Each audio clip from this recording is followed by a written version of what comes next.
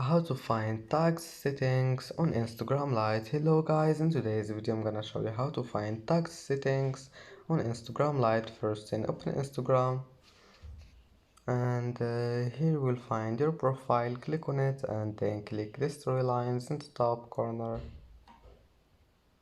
and now click settings, and here you will find privacy and then click tags, and here you will find it.